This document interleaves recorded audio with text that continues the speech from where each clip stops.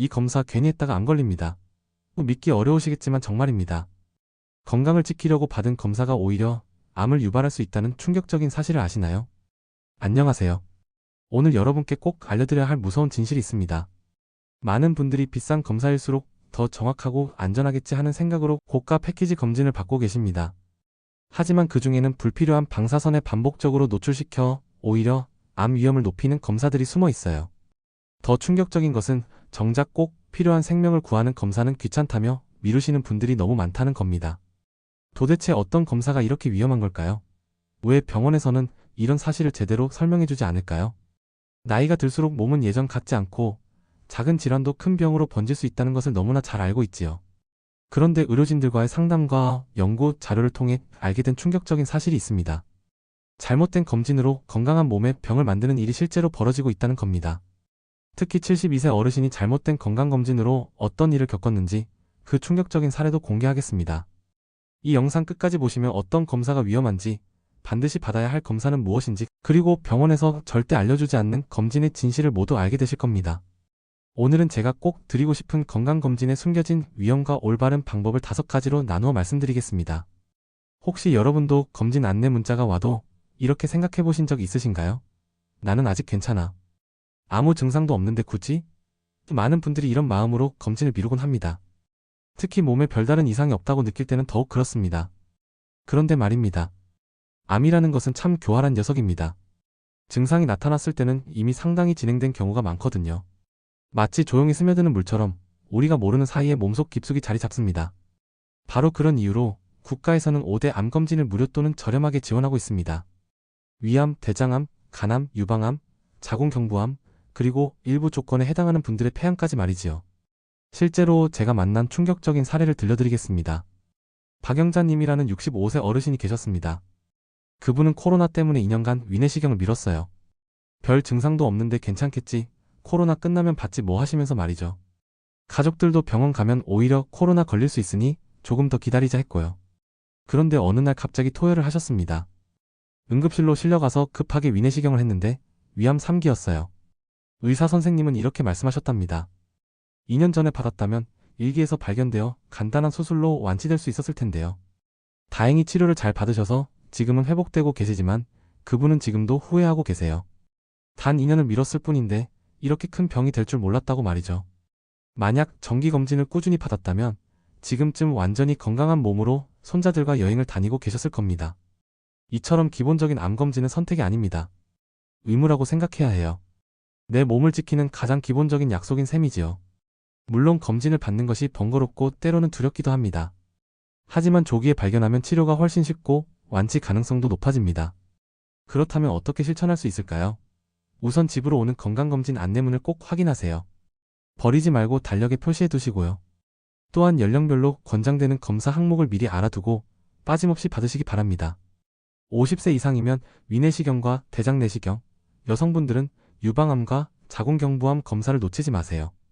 이번에는 정반대 이야기를 해보겠습니다. 검진센터에 가면 이런 경험 해보셨을 거예요.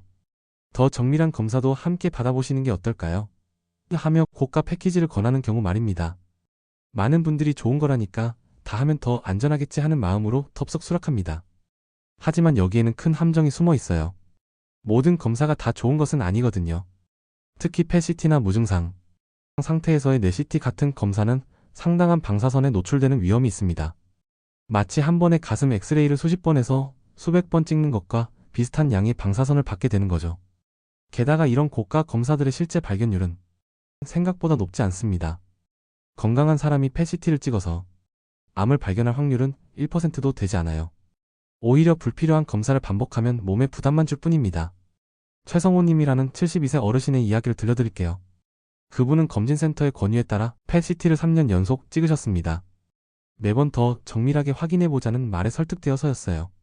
다행히 아무 이상은 발견되지 않았지만 나중에 다른 의사에게서 불필요한 방사선 노출이었다는 말을 듣고 크게 후회하셨습니다. 그분은 이렇게 말씀하시더군요.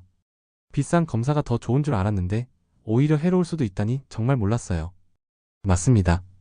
검사는 많을수록 좋은 게 아닙니다. 꼭 필요한 검사만 받는 것이 진정으로 내 몸을 지키는 길이에요. 그렇다면 어떻게 구분할 수 있을까요? 의사가 추가 검사를 권할 때는 용기를 내어 정말 필요한 검사인가요? 제 나이와 상태에 꼭 맞는 검사인가요? 라고 2번, 3번 확인해 보세요. 또한 비싸다고 해서 더 안전하다는 생각을 버리시기 바랍니다. 때로는 가장 기본적인 검사가 가장 정확하고 안전할 수 있어요. CT와 MRI 중 무엇을 받아야 할지 고민해 보신 적 있으신가요? 많은 분들이 이런 딜레마에 빠지십니다. CT는 방사선이 걱정되고 MRI는 너무 비싸네. 둘 다 비슷한 거 아닌가? 하시면서 말이지요. 사실 CT와 MRI는 완전히 다른 검사입니다. 마치 현미경과 망원경이 다른 것처럼 각각 다른 목적과 장점을 가지고 있어요. CT는 X선을 이용해서 빠른 시간 안에 전신을 확인할 수 있습니다. 특히 가슴이나 배 속의 장기들을 전체적으로 살펴보는 데 뛰어나죠. 하지만 방사선 노출이라는 단점이 있어요. 반면 MRI는 자기장을 이용하기 때문에 방사선 걱정이 전혀 없습니다. 특히 근육, 관절, 디스크, 뇌 같은 부분을 매우 자세히 볼 수 있어요. 다만 검사 시간이 30분에서 1시간 정도로 길고 비용도 CT보다 높습니다. 이은자님이라는 68세 어르신 이야기를 해드릴게요. 그분은 무릎 통증으로 고생하고 계셨어요. 처음에는 CT를 찍었는데 뼈에는 특별한 이상이 보이지 않았습니다. 하지만 통증은 계속되었죠. 그래서 정형외과에서 MRI를 권했어요. 결과는 놀라웠습니다. 연골이 상당히 손상되어 있었거든요. CT로는 보이지 않던 부분이 MRI에서는 선명하게 드러났습니다. 이후 적절한 치료를 받으시고 지금은 훨씬 편해지셨어요. 만약 MRI를 받지 않았다면 계속 원인 모를 통증에 시달렸을 겁니다. 이처럼 CT와 MRI는 서로를 대체할 수 있는 검사가 아닙니다. 각각의 목적에 맞게 선택하는 것이 중요해요. 그렇다면 언제 어떤 검사를 받아야 할까요? 관절이나 허리 통증이 있으시다면 MRI를 고려해보세요. 특히 디스크나 연골 문제가 의심될 때는 MRI가 훨씬 정확합니다. 반면 가슴이나 배 전체를 빠르게 확인하고 싶다면 CT가 적합해요. 폐나 간, 신장 같은 장기의 이상을 찾는 데는 CT가 더 유용합니다. 무엇보다 중요한 것은 검사 전에 주치의에게 제 증상과 나이를 고려할 때 어떤 검사가 더 적합한가요? 라고 꼭 물어보는 것입니다. 의사는 여러분의 상태를 가장 잘 아는 사람이니까요. 같은 검사라도 누가 하느냐에 따라 결과가 천지 차이라는 사실을 아시나요? 어디서 받든 다 똑같겠지 하고 생각하기 쉽지만 실제로는 전혀 그렇지 않습니다. 특히 초음파와 내시경 같은 검사는 시행하는 의사의 경험과 실력이 결과를 크게 좌우해요. 왜 그럴까요? 이런 검사들은 기계가 자동으로 판독하는 게 아니라 의사가 직접 보면서 실시간으로 판단해야 하기 때문입니다. 마치 숙련된 요리사와 초보 요리사가 같은 재료로 요리해도 맛이 다른 것처럼 경험이 부족한 의사가 하면 작은 이상이나 초기 암을 놓칠 수 있어요. 김종희님이라는 70세 어르신의 충격적인 경험담을 들려드리겠습니다. 그분은 정기검진으로 동네 작은 병원에서 복부 초음파를 받았어요. 결과는 정상이었습니다. 의사는 깨끗하다. 1년 후에 다시 오세요 라고 했죠. 그런데 6개월 후 갑자기 극심한 복통으로 응급실에 실려갔습니다. 대학병원에서 정밀 검사를 해보니 간암 2기였어요. 더 충격적인 것은 종양 크기가 이미 5cm나 되었다는 겁니다. 전문의는 이렇게 말했어요. 이 정도 크기면 6개월 전에도 분명히 보였을 텐데요. 아마 놓친 것 같습니다. 그분은 큰 수술을 받아야 했고 간 절제술 후 항암 치료까지 받으셨어요. 치료비만 수천만 원이 들었습니다. 그분은 지금도 이렇게 후회하고 계세요. 처음부터 전문의에게 받았다면 조기에 발견해서 간단한 시술로 끝날 수 있었을 텐데 가족들한테 이런 고생을 시키지 않았을 텐데요. 이런 일이 생기는 이유는 초음파가 생각보다 어려운 검사이기 때문입니다. 같은 부위를 봐도 경험에 따라 놓치는 부분이 생길 수 있어요. 특히 간이나 췌장 같은 깊숙한 장기는 더욱 그렇습니다. 그렇다면 어떻게 해야 할까요?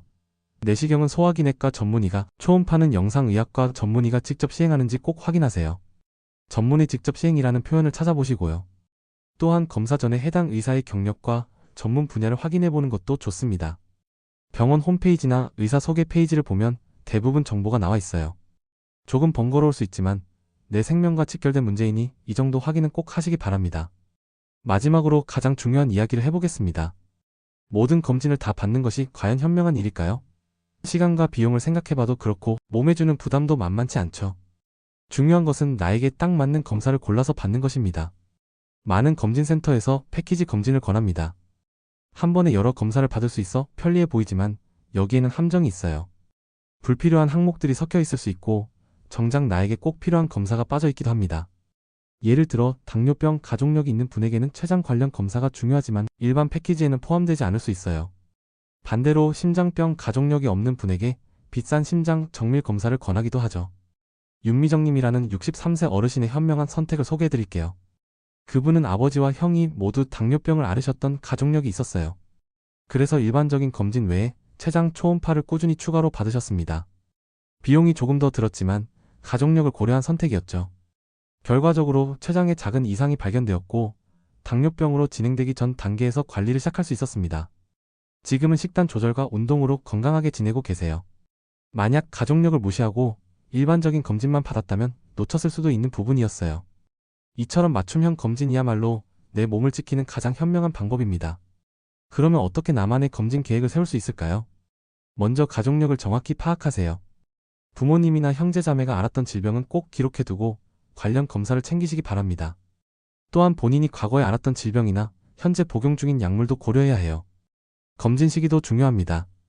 연말 성수기에는 예약이 어렵고 검사의 질도 떨어질 수 있어요. 3월부터 9월 사이에 미리 예약하시는 것이 좋습니다. 또한 검진 결과를 받은 후에는 반드시 전문의와 상담을 받으세요. 수치만 보고 넘어가지 마시고 궁금한 점은 꼭 물어보시기 바랍니다. 여러분, 오늘 긴 이야기를 들어주셔서 고맙습니다. 건강검진은 단순히 병을 찾는 과정이 아닙니다. 내 삶을 지키고 사랑하는 가족과 더 오래 함께하기 위한 약속이에요. 꼭 필요한 검사는 용기를 내어 챙기시고 불필요한 검사는 현명하게 거절하는 지혜가 우리를 진정으로 건강하게 만듭니다. 남의 말에 휘둘리지 마시고 내 몸의 상태와 가족력을 고려한 맞춤형 선택을 하세요. 만약 오늘 영상이 여러분께 도움이 되었다면 좋아요 버튼을 눌러주세요.